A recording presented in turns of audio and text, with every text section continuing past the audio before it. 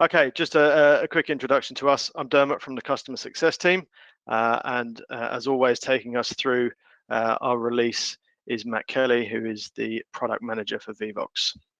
So I think we should probably get stuck into it, Matt. Okay, we've got our usual agenda where we'll go through what's new in this release. Actually, the release was last week. And so some of you may have already had a chance to have a play with some of the features, but we're going to be taking you through step by step those today.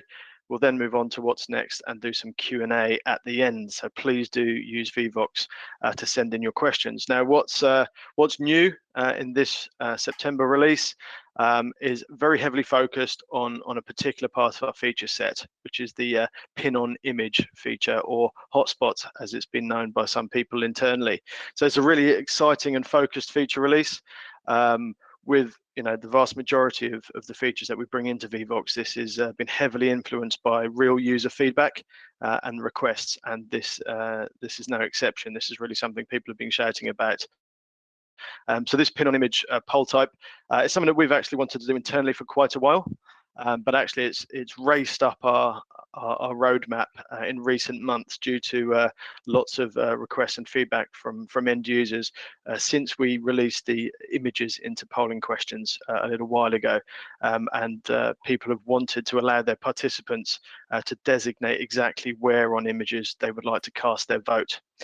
This is particularly exciting in the learning environment, so a lot of our higher education users are excited about this, but there has been quite a buzz about it from the corporate side, as well as, of course, anybody that wants to do quizzes with Vevox. They're very excited about that. So really, without further ado, I'm going to hand over to Matt to start taking us through a few things, but we've got a poll first, of course. So is this your first What's New and What's Next webinar? So we've got a good number of people on the session today. We're always keen to know if we've got some newbies or whether we've got some really experienced users attending. So yes, it's your first. You've attended one before, or you've attended a few or more, I guess. Okay, looks like everybody knows what they're doing here, Matt, so we close that off. A lot of first timers. Excellent. That's really, really exciting from our side of things, but great to see a few experienced people in there as well. So I'm expecting a lively Q&A towards the end, Matt, as we get some good questions in. Okay, thank you, Dermot. So let me just set some things up here. Right, so yes, thanks, Dermot. So as we've said, the focus today is going to be on the additions we've brought in using imagery and questions. What I'm going to do is step through a couple of examples, some new types of questions we can create using imagery. Firstly, we'll create them in the dashboard, and then we'll run through asking them so that you can all see what the experience will be like for your audiences when they're answering the questions. So as usual, we begin here in my dashboard on the polls page. You can see this is the Vevox session that we're all currently connected to now. So you can see obviously the warm-up questions that we've already asked so far are here in my dashboard. But I'm just going to come straight in here to create a new one, and across the top I'm going to select my question type and come down to pin on image. So as Dermot said, pin on image is a question where there's no specific pre-assigned options. We're simply going to be asking you to select a spot anywhere on an image. I'm going to start with something fairly basic. Let's do a bit of a repeat of what we did in the workload question at the start. So I'm going to ask, where would you like to go on holiday? Now down here we can see it's asking us to add in the content, or the image content for our question. So I'm going to come in here. Now, as usual, when we're using imagery in Vevox, we have the option to search through the image library to find an image, or of course we can upload one that we've already got. So I have an image prepared for this, a map of the world.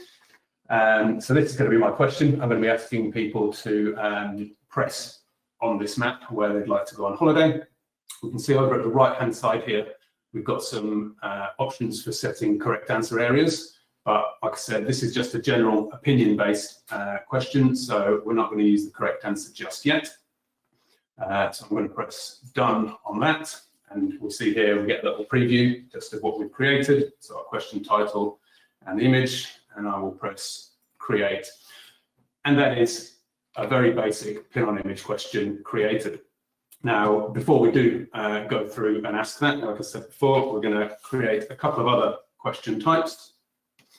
So next up, I'm going to come in again and go again down to pin-on-image. So this time, we're going to create one with a correct answer. And I'm going to keep it relatively basic to human anatomy. But just to try and give an example of some more use cases for this feature, I'm going to put a language spin on things. So it's pasted in my question. So this is going to be a Spanish question. Where is la cabeza? So again, I'm going to come down here to add my content. There's a lot of people saying that they wanted to go to Spain, didn't they, on their holidays, Matt, at the beginning? So hopefully people absolutely. So we've probably got a few Spanish speakers in the audience. I'm going to put in my image of a human body or skeleton, and I'm asking where is la cabeza. So la cabeza is Spanish for head.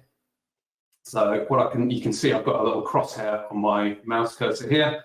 What I can do is just click and draw a correct answer hotspot around the head. So what this means is anybody that presses their option anywhere in here will obviously get the answer correct. People that press outside of that will get it incorrect. Once I've placed that, I can click back into it again. I can resize it, reshape it. I can click and drag and move it around. But let's just get it back over the head there. And then also, just over on the side, I'm just going to add in a explanation, Spanish for head, and that's the correct answer style of the question created. So I'm going to hit done, and again, we see our little preview here of the title and just what we've created. And when I press create there, that will save it into my dashboard. I'm going to do just another one there, a slight variation on that. So this time we'll come in again to pin on image. This time around, I am going to ask it slightly differently. And I'm going to say, where would I find a metacarpal? So again, I'm going to come in and add my image. Now this is another anatomy one, so I'm just going to use that same image again. And metacarpal, if I remember correctly, are the small bones in your hand or in your fingers. So I'm going to place the correct answer hotspot over the hand there. Now, the reason I'm doing this, the slight variation here, is obviously there's two places on this image that people could select for a correct answer because we've got two hands. So I'm just going to do an example of drawing a second correct answer hotspot. So as you can see here, we can place multiple hotspots. There's no real limit on the number of hotspots that you can actually draw on your image, but obviously in this scenario, I just want the two over the hands. So I'm just going to come over here and delete those other areas that I've created. So I've just got those two there. And what happens here is we can only select, or the participants can only select one option here when they're voting, but simply if their vote is within one of the correct answer areas, they will get that answer correct and be assigned the point, as it were.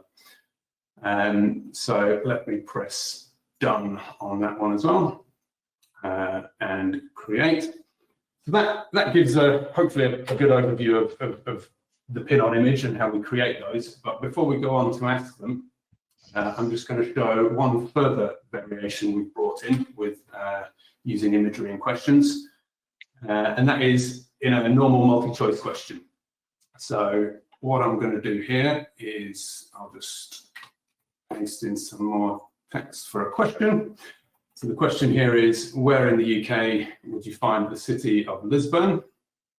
And I'm going to paste in my choices. So the choices being Scotland, Northern Ireland, England, or Wales. So I could just ask this as a normal multi-choice question, but now what I want to do is make it a little bit more interesting, a little bit more interactive for the audience. We can see down here, we've got this option to place the choices on an image. So when I press that, we get back here into our sort of familiar image upload screen. So again, I'm just going to click in and upload a map I've got of the UK. So here's our map of the UK, and we can see over on the left-hand side, we've got these option numbers which correlate to the choices that we've created there. So Scotland, Northern Ireland, England, and Wales. And what I can do is just click on these and drag them into the appropriate place. So let's stick one on Scotland, one on Northern Ireland, one on England, and one on Wales. So there are options plotted onto the map.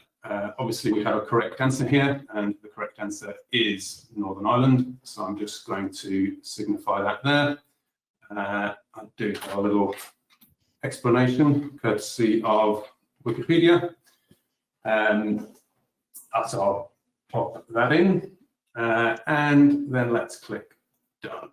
And again, we can see our little preview of the image, what the options are. I can go back at any time. I can get rid of the image, so we just go back to a normal multi-choice question, or I can go back in and edit this and maybe change my image, upload a new one, but I'm quite satisfied with what I've got. So I will click create. So that's the first step of creating all of the polls. What I'm going to do now is go in and run these in present view, but what I will also do is I'll just open up a participant app onto the screen as well.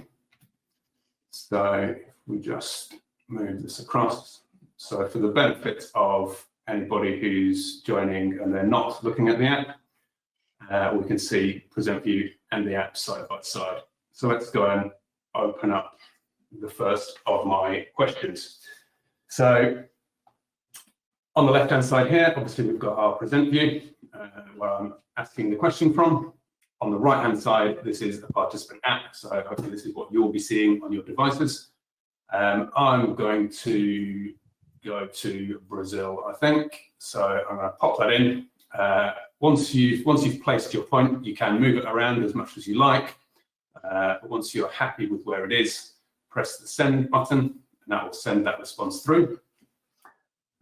Before I close this poll, what I'm going to do, which is something we do with our word cloud questions as well, I'm going to turn on here the real-time results. So we can see the results coming in as people are voting. So we've got quite a few obviously populating the map there. So what we can see here is obviously where you've got a small dot on its own, that's just one person's vote. Where we have the larger dots with a number in, that's obviously where there's many votes in the sort of placed in the same place, and they've been grouped together. What we can do on this map, we can zoom in just sort of like one level on the image. So if I were to select here and zoom in slightly, we can see that grouping of 11. If I zoom in again, it splits it out a little bit further so we can see a little bit more definition of where some of those dots have gone. Now, obviously, in this case, where we've got the 2 and the 8, this is still where they're grouped very tightly. So that's just one thing we can show there. Let me just zoom back out, and I'm now going to close that poll. So nobody can vote anymore, but we can see lots of people wanting to go to Europe, quite a few around here in South America, Central America, and Northern America. Just one other thing I'll point out, we can see, obviously I've got my participant app on the right here. We can see the groupings of these dots. Obviously it's a much smaller space we've got for the image and a much smaller space to place those dots. So you'll see obviously more dots being grouped together where that image is a little bit smaller. And one other sort of addition I'll probably show just on the participant app, we have this toggle when we're looking at the results. So I can toggle that just to see where my response was placed. I can toggle it off again where I get the result of the entire audience. So that's just your basic pin on image question. If I move on to the next one, which, as we remember, was the Spanish, where is la cabeza? Obviously, you've seen me create this question, so there'll be no surprises with what the actual correct answer is.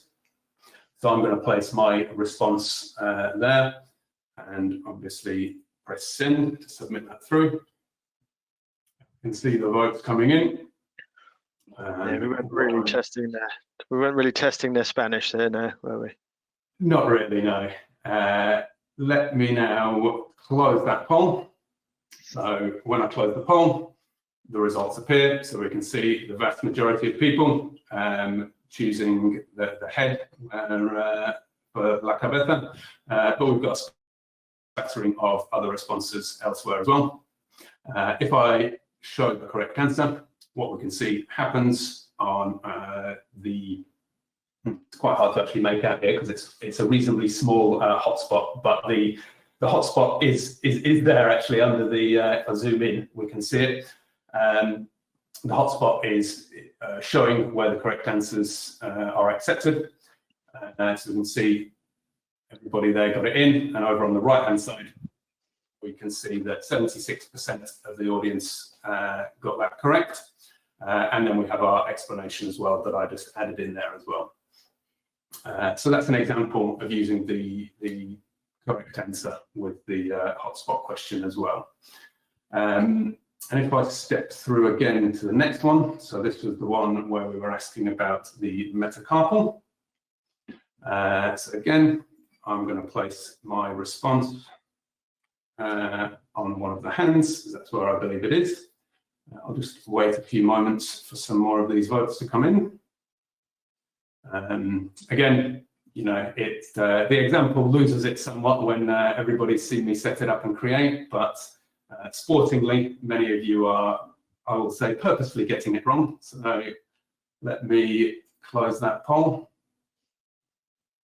So again, here we can see, and if I display the correct answer as well, we can see where those hotspots were and how many people voted within those hotspots. And here again, you can see 82% of people answered that question correctly. No explanation on this one because I didn't actually enter in a correct answer explanation. And again, just on the app, we get a little bit of a summary here telling you you answered correctly and how many, what percentage of the audience got that correct as well on your apps. So that's the pin on image style question. And lastly, let's move on to the other question I created, which was this multi-choice question. So here in present view, we can see we have the image in a small thumbnail format that I uploaded with the options placed on there. We've also got the options in text below. What I can do on present view, if I want, I can click on the image to expand it so we can see it more clearly. And I can just click it again to minimize that back down again. We'll see the options. Over on the participant app, obviously we have both. We have the image with those options on there and the options listed below. So obviously this type of question, I've done this as a multi-choice question because it won't serve me as a presenter any benefit if people are clicking, you know, down in the middle of the sea or you know, up here somewhere. There's no real value to that. I don't really want people putting in erroneous results. I want to fix the options that they can choose, which are just these 4 countries that make up the UK. So to submit my vote, I can either click on one of the dots on the image, or if I clear my vote, I can actually just use this as well, like a normal multi-choice question. I can click on the option and that will also send it through. So my vote is in, and I think most other people have as well. So let's close that poll. And we can see the results. So 53% of people choosing Northern Ireland. And when I show my correct answer, we can see obviously that shows Northern Ireland was the correct answer. Lisbon is a city in Northern Ireland, southwest of Belfast, and has a population of approximately 45,000. We can also see on the displays that the correct answer on the image is just being highlighted as well in that colour, as well as being highlighted on the result bar. So that gives hopefully a good little summary of the different types of image poll we can create.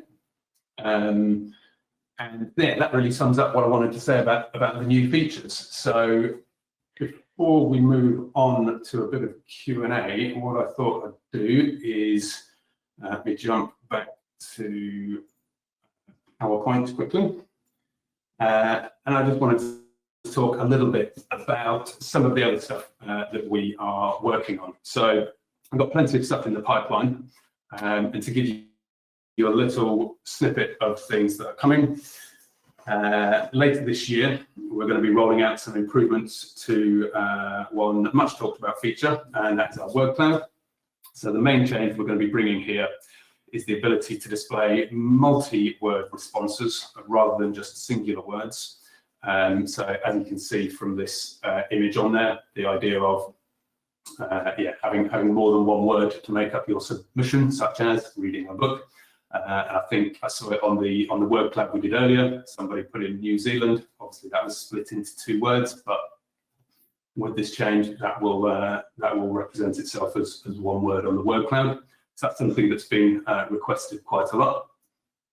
Another feature we're aiming to have out shortly is one to help with the management of larger accounts. And that's the ability to assign users in your account to departments. So you'll be able to keep track more easily of who within your organization is using your Vevox account. So again, that's more about on the sort of like administration management side of your Vevox account. So perhaps not relevant to everybody here. On the integrations front, we're currently working on our Zoom and WebEx integrations. So the idea here is to more closely match the similar integration we have with Microsoft Teams currently. So the idea that participants will be able to access Vevox from within their Zoom or WebEx meetings. And this is sort of been accelerated by the fact that both Zoom and WebEx have now brought this functionality into their products, which we can take advantage of. So we're working on those integrations, and hopefully we'll have something on that front very soon as well.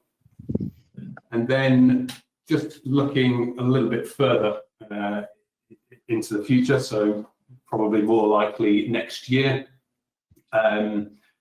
We're currently in the early stages of bringing in an addition to surveys, which is a sort of survey summary screen. Now this will bring in the ability to do self-paced quizzing using the survey feature. So this will allow participants to complete a quiz at their own pace. Once completed, they will be able to see feedback on how they performed. For example, the number of questions they answered correctly, and showing obviously what the correct answers actually were and those correct answer explanations as well. So that's something I know has been asked about quite a bit. Another thing we're also recently started the sort of design process around is our Q&A management. So the idea of tagging and categorizing questions that are sent through to the Q&A board so that topics can be grouped and addressed in that manner. And then the last thing probably to point out is PowerPoint. So this is something that often comes up in these sessions, and that's around enhancing our PowerPoint integration. We've begun our investigations into this. The main focus there is trying to get a PowerPoint integration that can work nicely in all environments where PowerPoint is used, such as PowerPoint on a Mac, or, for example, something that's become very common and popular now is PowerPoint Online, where our current PowerPoint add-in only works with the Windows installed version of PowerPoint. So that's something we are sort of looking at and have already started the investigations into improving that. Which brings me to the end of my little bit. So Dermot, how are we looking on the Q&A? We're looking pretty good on the questions, Matt. So I think what we'll do is we'll take them from the top in terms of most liked, to make sure that we get through the ones that are clearly very popular, and we can see from the one at the very top that is something that always comes about is how these new features actually work within PowerPoint. So I'm going to very kindly leave you to talk through that one. Yeah. So I mean, to that last point really about improving our PowerPoint add-in. So with our current PowerPoint add-in, and technically the way it works, and like I said, it only works with a Windows installed version of PowerPoint, and the sort of underlying technology that it's based on, it's become increasingly difficult to bring in a lot of that more sort of interactive functionality. So currently these image poll questions won't work with our current PowerPoint add-in, but that leads to why we're investigating and why we're looking at different ways that we can change our PowerPoint add-in to be able to match what you can do in our present view a lot better. So hopefully that answers that. Not right now, but hopefully in the not too distant future. The multi-choice image is pretty cool. Thank you very much. We certainly think so. I'm just going to skip through. I'm going to share the YouTube results soon. There's a few people actually that have said that they're excited about multi-word in word clouds. Matt, I think that's something you've heard from a lot of customers, but also internally quite a lot recently. So it's great to see that coming along. And here's a chunky one for you. Is the only option to have circular or oval hotspots? It'd be good to have additional options such as free draw option, since not all hotspots will fit nicely into that shaped area. Yes, so this is at present, no, we can just do that sort of circle or oval shaped area, but this is something that sort of came up in our development of this feature, is how to accommodate more obscure areas that you might want to choose. So it is on our kind of roadmap. We're looking into potentially bringing in an option to choose between a circular or a rectangle. Now, what I demonstrated with bringing in two hotspot areas is you can obviously put multiple hotspots on your image, and they can overlap. So you can do you can draw many small of these oval or circle shapes to get the sort of shape you want to be clickable on your image, but also the free draw option as well. That sort of came up. I mean, there's a fair few difficulties with getting it to work nicely with that free draw option, so it hasn't made it into our first release of this, but it's certainly something that's on our kind of, or in our thoughts for an improvement on this feature in the future. And absolutely, and I can see just looking at some of the other comments that are coming in at the moment, other people are talking about how to use those hotspots and some shapes. So I think one thing we really encourage is you to send that to us. So please do, kind of communicate with us either via this chat here, or send your comments and questions along to hello@vevox.com, and people will be able to pick that up and pass that on to Matt. Okay, here's a good question. Can the user enlarge the image to put the pin in? Now, I know a few people have actually started replying to this in terms of what they can do, but I think it'd be good for Matt just to talk through the kind of supported functionality from that perspective. Yeah, so it's nothing we've built in to specifically be able to enlarge that image when you're placing a pin. And again, I think there's various complexities around that, particularly using a touch screen on, when it's judging whether you're trying to do a pinch and zoom or place the image. I believe it's not possible on our native apps, but I believe if you're using our web app, built into some browser, depending on the browser you use, I think you might be able to sort of pinch and zoom a little bit on that to move into it. But again, that's something that we are looking at trying to improve as well. I think the web app itself, there's ways where you can zoom in on that, but yeah. Cool, thanks, Matt. Again, some more comments around the multi-word cloud. In terms of these features, I'll give Matt a rest, and I can take that one. So they are available on the paid plans only at the moment. So absolutely, it's something that one of the premium Vevox subscriptions is required there. So please do get in touch if you'd like to have a look at that and learn more about how you can get access to those plans. Very cool, excellent. Will image polls work with the Teams integration? Matt? Yes. Yeah, I'm sorry if you're going to take that, Dermot, but sorry, yeah, absolutely. It does work in the Teams integration, just like it does on the app. Yeah, you've obviously on the Teams integration, you've got it's a smaller space to work with, and that's a restriction that's kind of applied by Microsoft with how much room that our app can actually take up on the side. But yeah, it absolutely does work there. I thought I'd give you an easy one there, Matt, so that's why I passed that one along to you. But actually, we've played with this internally in terms of the Teams integration and using this this new feature, and it looks absolutely brilliant alongside the screen share. As Matt was kind of simulating there with his web app, it does look really good in Teams. So I encourage everybody to have a play with that. It looks like a feature request.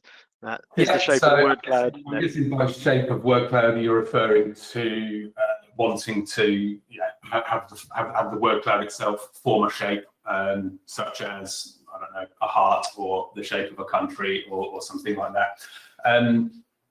That's not currently something we're looking at for the word cloud improvements that we're doing. I mean, it's something that's, it's a few people have requested it before. I think one of the things we are sort of trying to keep on top of is simplicity with these sort of word clouds, but it's certainly not off the cards for something perhaps in the future if we wanted to expand that into a more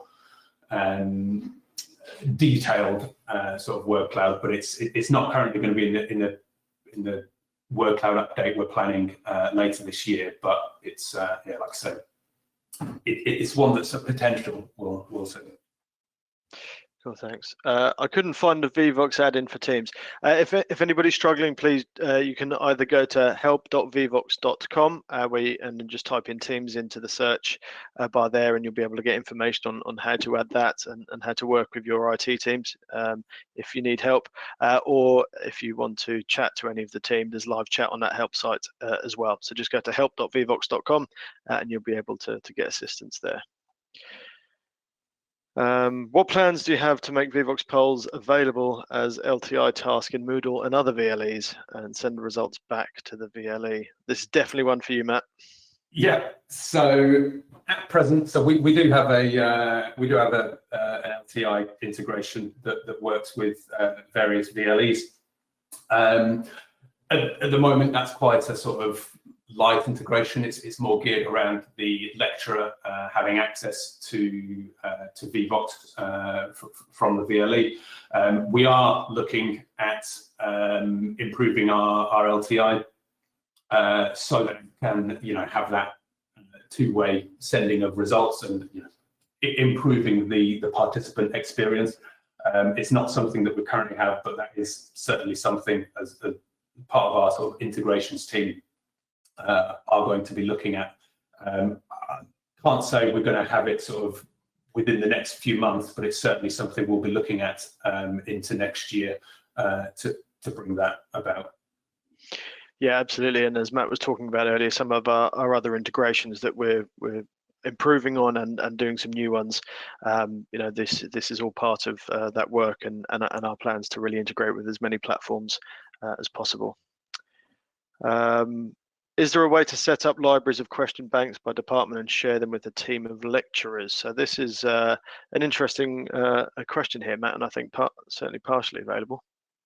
Yeah, so well, it's not something that we can do right now with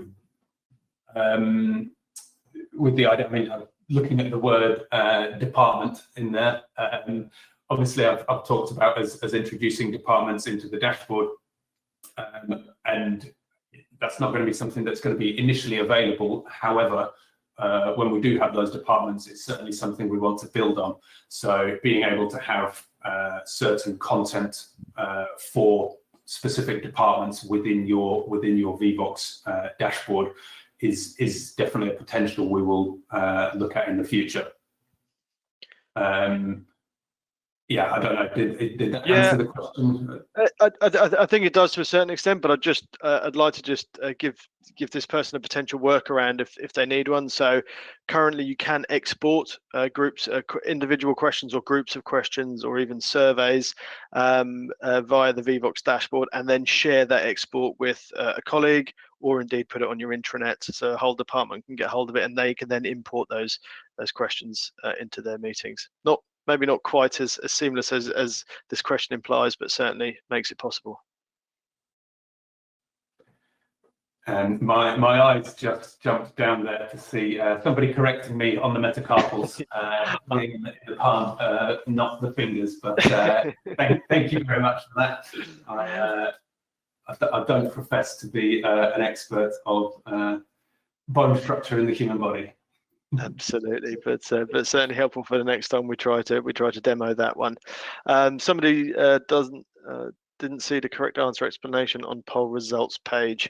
Sorry to hear that. It'd be great to try and get that tested again. So if you want to get in touch with the team, I think that probably refers to the participant app experience. So at the moment, we don't have correct answer explanations appearing on the participant apps, but that is something we are hoping to bring through fairly soon. Obviously, at the moment, the correct answer explanations just appear on Present View, but bringing that through to the app as well is something we are looking at doing. Brilliant. Thanks for interpreting that one properly, Matt. Can we define non-clickable areas? No, that's not something we have at the moment. Interesting to see it requested. That's not something I don't think that's sort of come up in our when we did the pin on image sort of research. We interviewed a few of our users around the requirements for that, but non-clickable areas isn't actually something that came up. So it's interesting to hear about that. That's potentially something we could look at. Great stuff. So yeah, please again get in touch with the team if you would like to help us work on that. Please can you clarify which VLEs you currently have a light integration with? I think rather than go into that one in too much detail now, unless Matt really wants to, I think I'd be keen for whoever this is to actually get in touch with the team, and we can actually go through all of that in some detail with you. So please, if you want to fire an email to hello@vevox.com, we'd be more than happy to pick this question up with you.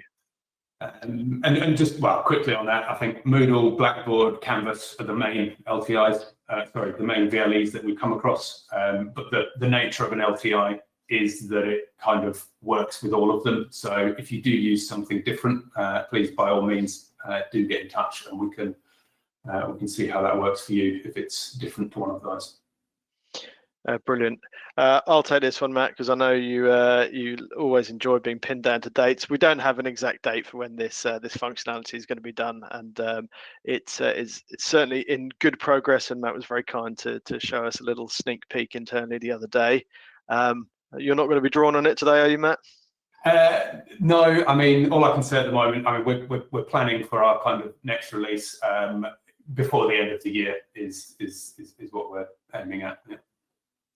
Okay, brilliant. Right, we're down to the twos and ones here. The session is absolutely being recorded, and it will be shared on the YouTube channel, which we will share the details of you in a second. So I think we should probably leave the Q&A there, Matt, before we massively overrun. One of the last things that I'd like to do is to just draw your attention to places that you can get some more really useful content from Vevox. So please subscribe to the YouTube channel, and we've just posted out the links to you there. But also follow us on LinkedIn as well. So, you know, these release webinars we only do when we actually do big releases. But if you follow these channels, you will get some of the smaller updates that we do across the year, as well as all the other useful content that we like to share with you guys. So I think if that's everything, I'd like to wrap it up for today. Thank you very much for joining. We had a great number of people on the session today. Thank you very much for your participation. Hopefully the demonstration of the new features excite you, and we look forward to seeing you on the next one. Thanks very much, Matt, for taking us through all of that, and we'll see you all soon. Thank you.